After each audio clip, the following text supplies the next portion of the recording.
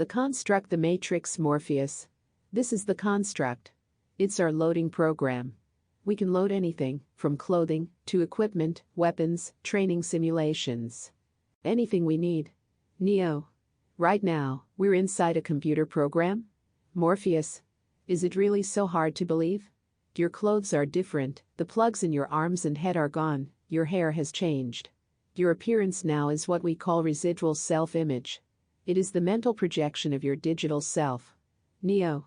This isn't real? Morpheus. What is real? How do you define real?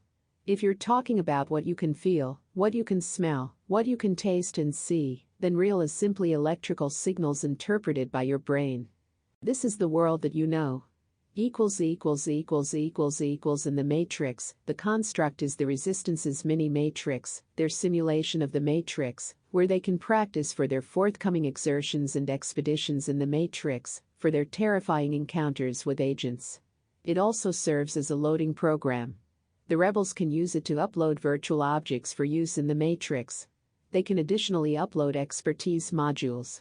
So, if Trinity hasn't flown a helicopter before, no problem. She can have a program that instantly allows her to be an expert helicopter pilot uploaded to her by an operator. Trinity. Tank, I need a pilot program for a V-212 helicopter. Hurry, let's go. The construct, until populated, presents just a blank, empty white workspace. Once loaded, the construct operates in the same way as the matrix, following the same basic rules, but with a much smaller set of data points. Unlike the matrix itself, it comes with a decoder, image generator, inbuilt, so operators can directly watch the action on their monitors, which they can't do with the matrix itself. The construct is used to teach newly freed rebels the truth of the matrix and how it operates. Thanks to the construct, rebels can be trained to have extraordinary powers when they re-enter the matrix. The construct can also be used for virtual sex and entertainment. It has similarities to the holodeck in Star Trek: Next Generation. The construct is a basic sandbox version of the matrix, following the same coding and same architecture. It is usually offline, except when the resistance needed to load items for taking into the matrix itself. Image translators translate code supplied by the construct program into electrical signals that the brain interprets as images. The translators can process only a certain amount of data. They can't convert into images the much vaster amount of data of the matrix. The construct program is under the control of the resistance and presents a much simpler version of the matrix, scaled back to present an amount of code the image translators can successfully manage. In the construct program, if you look in a mirror, you do not see your actual self, but your residual self-image that you project in that environment. In an out-of-body experience, if you catch sight of your reflection, you typically see your idealized self-image, not your normal body. The resistance operators see only the untranslated code of the matrix on their monitors, showing the current state of the matrix. The image translators are overpowered by the amount of data. However, thanks to what they have learned from the construct program, the operators are so familiar with the code of the matrix that they can mentally translate it and see the images associated with it. It has become second nature to them. A rebel team on its way to the matrix always starts off in the construct, where they pick up everything they need for entering the matrix. Here they load clothes, weapons, equipment, and anything else they need to take with them. The construct can function as an offline system on a private network, and also as an antechamber for the matrix itself, hence can be connected directly to the matrix, the public network, so to speak. The construct is the rebels' most powerful technology. So, there are two virtual environments with which the rebels can interact: the construct and the matrix itself. The construct can operate offline from the matrix, or it can operate online, i.e. connected to the matrix. The construct provides a local simulation of the matrix. Our dream space is our individual equivalent of the construct, and the real world is the equivalent of the matrix itself. When we are offline asleep, we can simulate the real world and rehearse various scenarios that might happen there. When we are online awake, our dream space is often still running in the background, and we can slip into daydreams. Insane people are those who have got their dream space and the real space hopelessly confused. They cannot tell the difference between the construct and the matrix, hence unreal. Dream content is being treated as if it belongs to the real, waking world. In evolutionary terms, one of the most difficult tasks was to separate the dream space from the real space, i.e., to ensure that our minds clearly knew the difference between reality and dreams, and evolution only partially succeeded. The old bicameral mind posited by psychologist Julian Jaynes allowed very little distinction between dreams and reality. The birth of consciousness was required to give us fairly good, but by no means perfect ways of distinguishing between dreams and reality. When consciousness is compromised via exhaustion, stress, abuse, hypnosis, sleepwalking, schizophrenia, bipolar disorder, dissociative disorder, delusion, and so on, the results are usually disastrous. An out-of-body experience arises when consciousness does not migrate to the dream world during sleep, but remains connected to the real world. Sleepwalking is its opposite. Here, consciousness migrates to the dream world, but the body, under unconscious control, autopilot, remains connected to the real world. The white space. What would you do if you entered the white space of the construct? What programs would you load? How would you spend your time? Imagine the white space, the blank canvas, as the reincarnation space. When you die, that's where you go. There, you are free to load whatever you want. You can monitor the whole universe. You are presented with the frequency information of the entire singularity, all at once.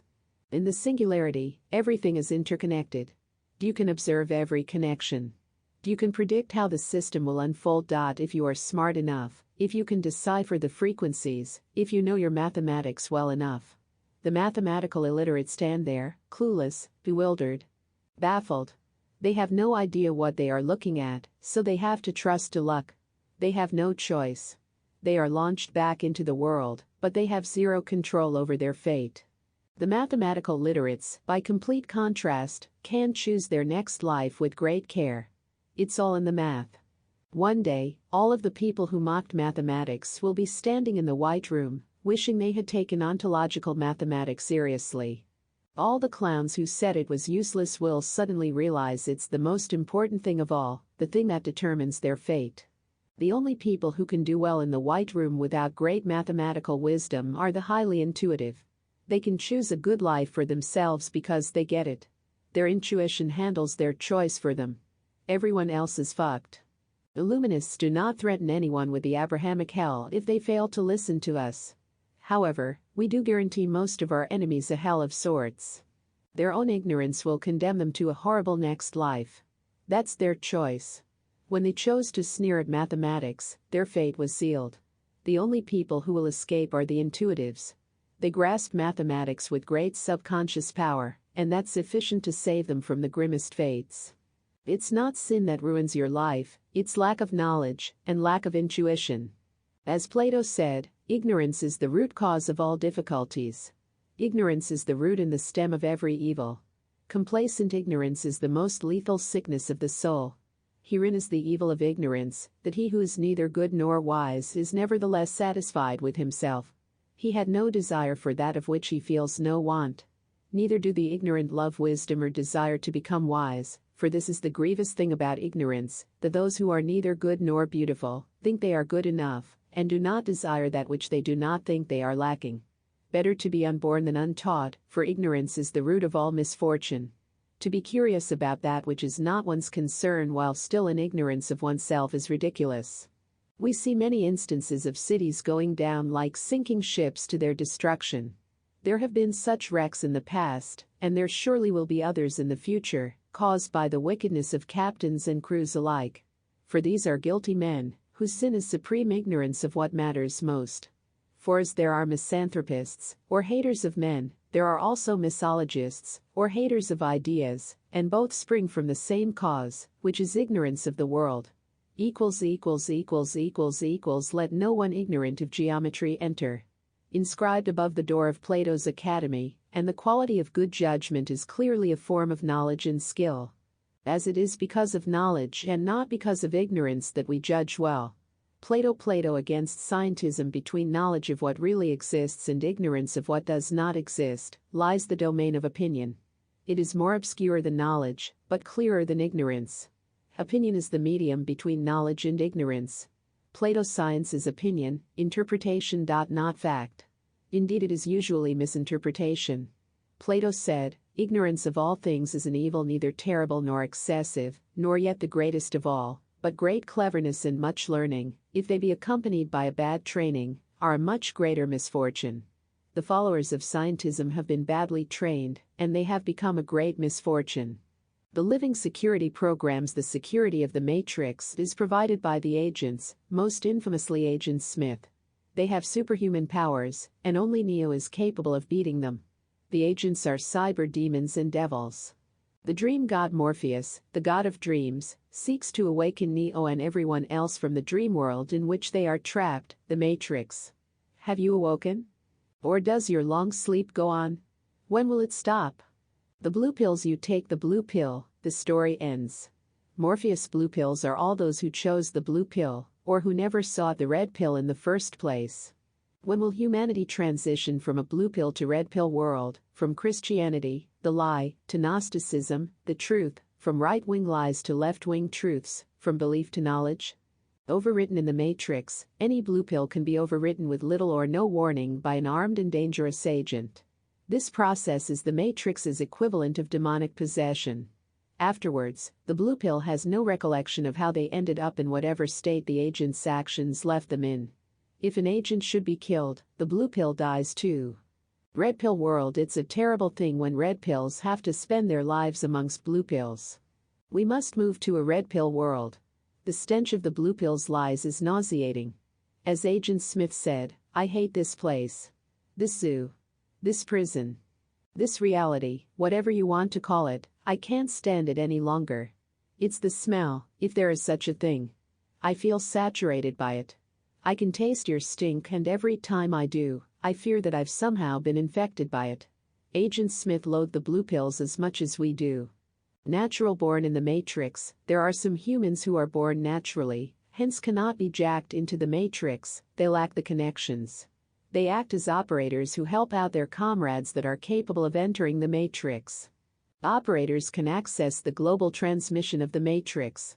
They have learned to read the code of the Matrix and spot enemies approaching. Are there people in our world who have been born naturally, i.e., free of the world's brainwashing? The task is to free everyone from the Matrix. Reason, logic, and critical thinking are the tools that everyone needs to be free. They are the unpluggers. The biggest tools of the Matrix are faith, emotionalism, mysticism, and empiricism. They keep you fully jacked in. The malevolent demon Descartes spoke of an evil demon committed to deceiving our senses. He could create an illusory body for us, and even an illusory world. How could we be sure he hadn't succeeded? The Matrix provides a perfect actualization of this idea, with the architect, the designer and controller of the Matrix, serving as the Cartesian evil demon.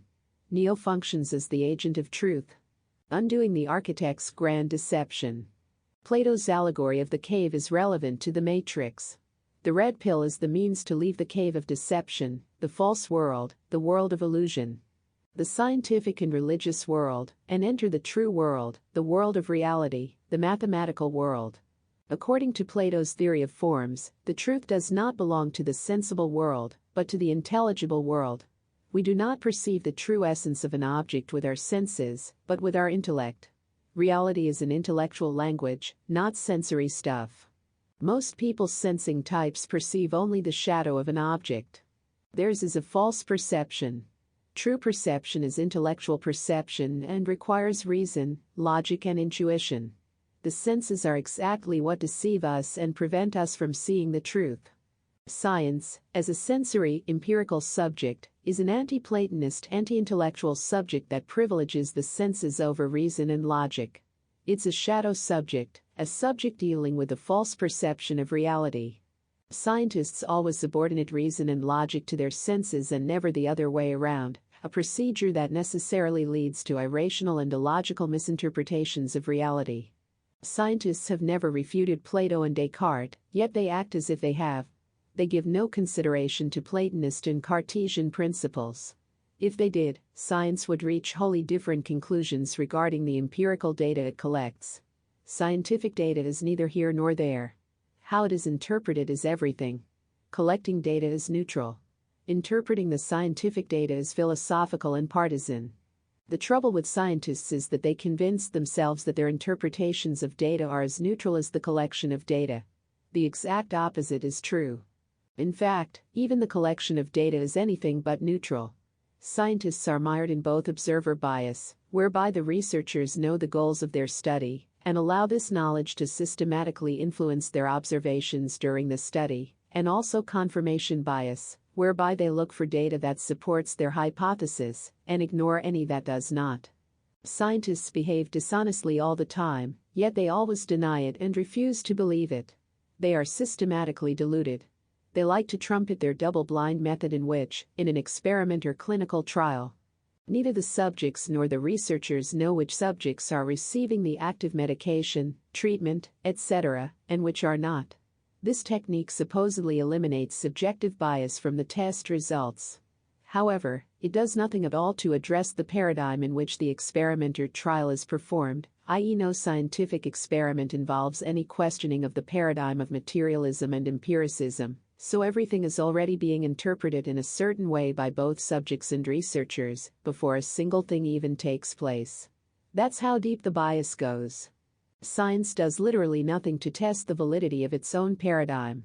Which scientific paper ever refuted Leibnizian monads, or ontological mathematics, or scientific rationalism and idealism? In Kantian philosophy, the world in itself is said to be unknowable, and we make sense of it only via preconfigured goggles, which impose a specific way of understanding reality on the world. If we had different goggles, we would perceive reality differently. According to Kant, we cannot have any knowledge of what reality would be like minus our goggles. Given that he was the author of the Critique of Pure Reason, he plainly did not conceive of reason as a means of transcending our inbuilt goggles. In fact, it is precisely reason and logic, expressed through ontological mathematics, which give us total, 100% knowledge of reality in itself and how it manifests itself to us. If we removed our non-mathematical, sensory, empirical goggles, we would see reality exactly as it is. Pure math, pure sinusoidal waves, pure frequencies. Taking the red pill is equivalent to removing our deceptive Kantian goggles. The blue pills are those who always keep them on and cannot imagine removing them. Our Kantian goggles show us a false world, a constructed world, a world that is determined by the goggles and not by itself. Science serves as a set of Kantian goggles through which we see a sensory reality, and which scientists then dogmatically interpret via the philosophy of materialism and empiricism. They never conceive of any alternative interpretation. With false goggles, we perceive falsely. Why do so many people have so many absurd ideas about reality? It's because they are wearing bad goggles, whether religious, scientific, or philosophical. None of them takes off the goggles and sees reality as it is. Mathematical.